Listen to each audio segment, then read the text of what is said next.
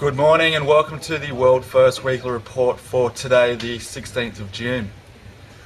Well, over the last week we've seen the GBP take a bit of a pounding. The economic data out of the UK has not been consistent with their recovery, and as a result we've seen the Aussie pound rally. In the UK, the manufacturing sector is key. It makes up a large proportion of their economy, and they rely on that to have the economic recovery continuing. The economic data was not good out of the UK over the last week. We had figures including manufacturing production, industrial production, house price index, as well as claims figures, with more people filing for benefits during May. The economic data that came out was generally weak, and as a result there is some risk attached to whether the UK economy is on track. There are a couple of saving grace figures out of the UK. We had figures which included CPI. CPI was down, therefore the reduction in the pressure on inflation and indeed on the Bank of England to hike interest rates means that Mervyn King has more room to move when it comes to stimulating their economy. Furthermore, the consumer confidence figure came out of the UK. That figure was positive. That had a sharp rally, and because consumer confidence or a lack of consumer confidence has hampered recoveries in the past in certain economies, this is a positive for the UK growth story. Out of the Eurozone, the Greek debt crisis has really been grabbing headlines over the last week, and as a result we've seen the Aussie Euro rally.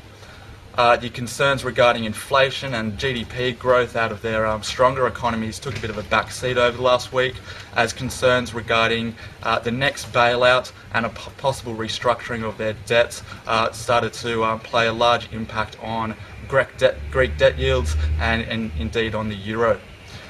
Greek debt is currently at a premium of almost 15% against German debt, and this is unsustainable.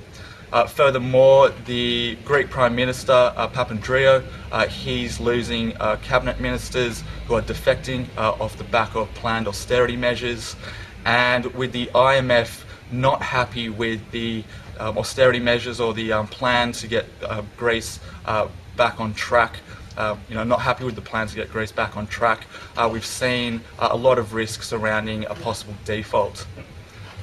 The plans regarding a restructure have been debated largely between Germany and France. Germany is opting for a restructure of debt where the terms of the debt gets extended by 7 years.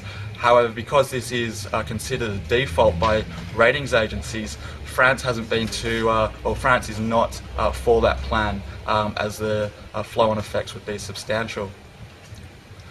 Due to the risks surrounding Greek debt, this is holding risk to the Eurozone and indeed increases fears regarding contagion for the larger economies such as Portugal, Ireland and definitely Spain, which is quite a substantial economy. On the local front, there hasn't been a lot of data out over the last week, which has really been much of a driver for the Aussie US dollar cross. However, the Governor Stevens, our RBA chief, did come out with a statement this week, and he noted that inflationary pressures were starting to pick up, and therefore monetary belt tightening may have to occur in the next, in the short term. Governor Stevens noted that underlying rate of inflation is more likely to rise than fall, and he also noted that further tightening of monetary policy is likely to be required at some point. As a result, we've got some weight behind the Aussie over the next couple of months, and this will be important if we're going to see a bit of a disconnect between the rallies in the Aussie dollar and the equity markets in the States.